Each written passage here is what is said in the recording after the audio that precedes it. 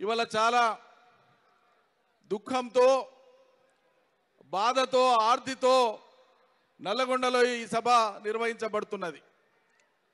ఇది ఏమాత్రము రాజకీయ ప్రేరితమైనటువంటి సభ కాదు, ప్రేరేపితమైన సభ కాదు.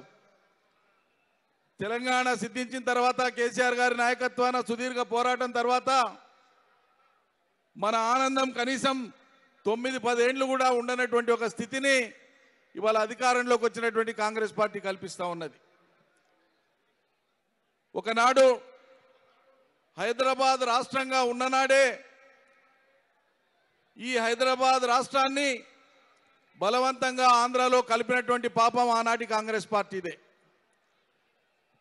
ఉమ్మడి ఆంధ్రప్రదేశ్లో అంతర్భాగం కాకపోయి ఉంటే అందరికంటే ఎక్కువగా బాగుపడి ఉండేటువంటి వాళ్ళు ఉమ్మడి పాలమూరు జిల్లా, ఉమ్మడి నల్గొండ జిల్లా ప్రజానీకం, రంగారెడ్డి ప్రజానీకం.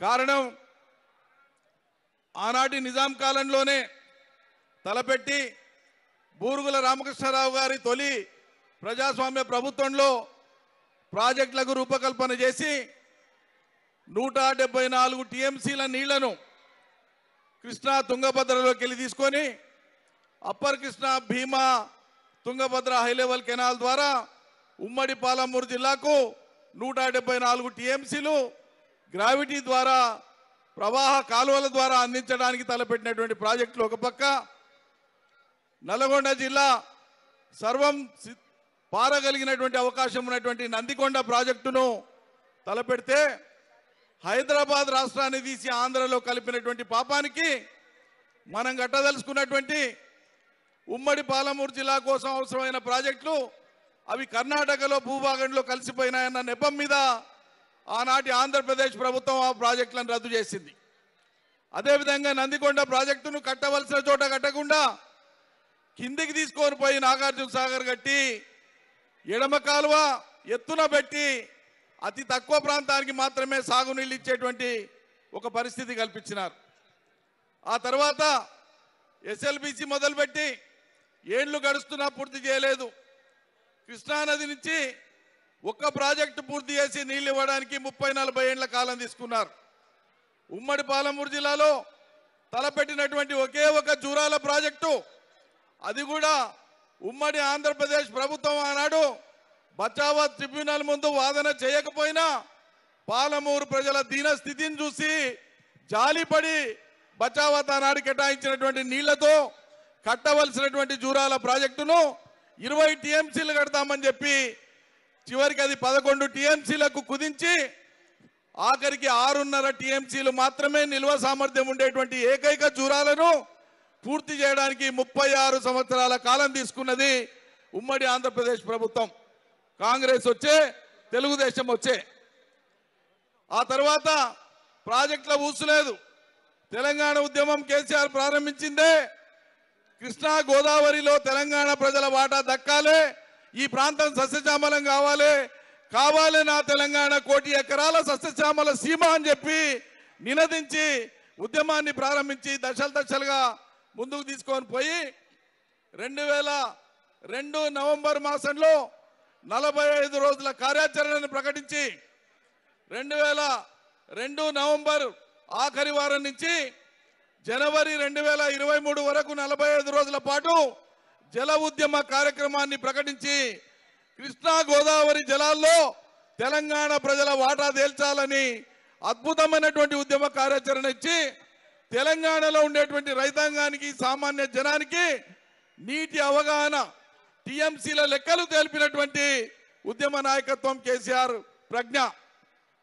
ఆ తదనంతరం ఉద్యమ ప్రస్థానం అంతా మనకు తెలిసిందే, మీరంతా భాగస్వాములే, అదంతా చరిత్ర.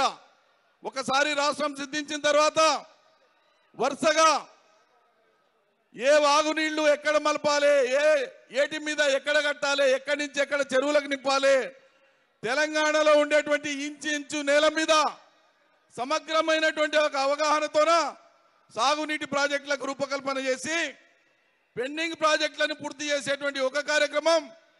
ఈ లోపల మన ఆకలి తీరాలి, వ్యవసాయం నడవాలని మిషన్ కాకతీయ ద్వారా 46,000 చెరువుల పునరుద్ధరణ చేసి తెలంగాణలో అడగంటిపోయినటువంటి నీళ్లను ఇలా భూ ఉపరితలం మీద మంచినీటి సముద్రాన్ని తలపించే విధంగా తెలంగాణను రూపుదిద్దినటువంటి రూపశిల్పి కేసీఆర్. ఒకనాడు నల్గొండ జిల్లాలో తాగునీళ్ల కోసం, మంచినీళ్ల కోసం 500, 600, 1000, 1200 ఫీట్ల బోర్లు వేస్తే మంచినీటి గతి లేదు. అటువంటి దుస్థితి. ఫ్లోరోసిస్ బాధ తెలిసిందే. ఒక్క నల్లగొండనే కాదు, నల్లగొండకు ఆనుకొని ఉన్నటువంటి ఉమ్మడి పాలమూరు జిల్లాలోని కల్వకుర్తి, అచ్చంపేట, పార్ట్స్ ఆఫ్ కొల్లాపూర్ ఇదంతా కూడా ఫ్లోరోసిస్ బాధాగ్రస్తులే. మంచినీటి కోసం తప్పించినటువంటిదే. ఇలా తెలంగాణలో ఒకనాడు నీళ్లు గతిలేని, మంచినీళ్లు శుద్ధమైన ఆరోగ్యవంతమైన నీళ్లు గతిలేని తెలంగాణలో ఈరోజు మిషన్ కాకతీయ ద్వారా అద్భుతమైనటువంటి రీతిలో ఇంటింటికి మంచినీళ్ళు ఇచ్చి ప్రజల గొంతు తడపడమే కాదు, ఆరోగ్యాన్ని మెరుగుపరిచినటువంటి ఆధునిక పాలకుడు, గొప్ప దూరదృష్టి ఉన్నటువంటి పాలకుడు కేసీఆర్. కేంద్ర మంత్రిత్వ శాఖ పార్లమెంటులో ఇచ్చినటువంటి జవాబులో భారతదేశంలో ప్రతి ఇంటికి నీళ్ళు ఇచ్చేటువంటి ఏకైక రాష్ట్రం ఏది అంటే తెలంగాణ అని కేంద్ర మంత్రి పార్లమెంట్లో ప్రకటించే విధంగా ఇలా తెలంగాణకు మంచినీళ్ళు ఇచ్చిన ఘనత కేసీఆర్ది. కృష్ణానది మీద, గోదావరి నది మీద అవసరమైనటువంటి చోట నీళ్లను తీసుకొని రాష్ట్ర వ్యాప్తంగా మంచినీటి సమస్యను శాశ్వతంగా పరిష్కారం చేసి ఒక ఆధునిక నవీన జీవితాన్ని ప్రజలకు ఇచ్చినటువంటి ప్రజ్ఞ కేసీఆర్. సాగునీటి ప్రాజెక్టుల కోసం రూపకల్పన చేసి ఒకవైపు పెండింగ్ ప్రాజెక్టులను పూర్తి చేసి లక్షలాది ఎకరాలకు నీళ్లు ఇస్తూ పంటలు పండిస్తూ ఆ పంటలకు పెట్టుబడి ఇచ్చి, కరెంట్ ఇచ్చి, నీళ్లు ఇచ్చి ఆఖరికి పండిన పంటలను కొనుగోలు కూడా చేసినటువంటి ఘనత కేసీఆర్ సర్కార్ది. ఈరోజు మన అధినేత గౌరవ కేసీఆర్ గారు కొన్ని క్షణాల్లో ఇక్కడ ల్యాండ్ అవ్వబోతున్నారు.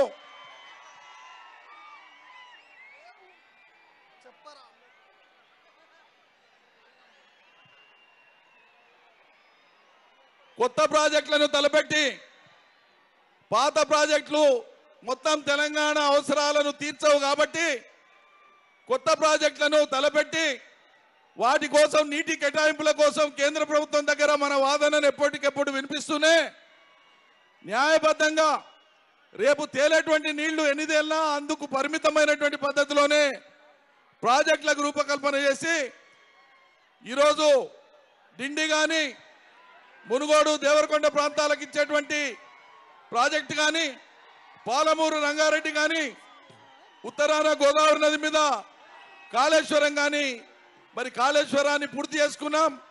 పాలమూరు, రంగారెడ్డిని దాదాపు 85-90% పనులు పూర్తి చేసుకున్నాం. రిజర్వాయర్లన్నీ కూడా నింపుకోవడానికి సన్నద్ధమైనాం. ఒకవైపు మనం ప్రాజెక్టులు కట్టుకుంటా ఉంటే ఇంకోవైపు ఇదే కాంగ్రెస్ వాళ్ళు సిగ్గుపడాలి. ఇక్కడ పులిచింతల కట్టినప్పుడు పోయి మిషన్లు కాల్చినటువంటి వాళ్ళే మళ్ళీ పులిచింతల తర్వాత రాష్ట్రం వచ్చిన తర్వాత వాళ్ళ పాలన ఉన్నప్పుడు దాంట్లో కాంట్రాక్టులు పొందింది వాళ్ళే.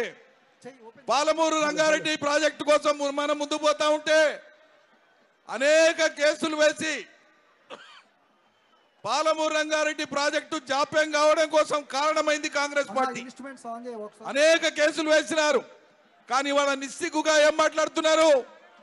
పాలమూరు, రంగారెడ్డిని సకాలంలో పూర్తి చేయలే కేసీఆర్, ఫలితం ఇయ్యలే, నీళ్ళు ఇయ్యలేనటువంటి దుర్మార్గం మాటలు మాట్లాడుతున్నారు.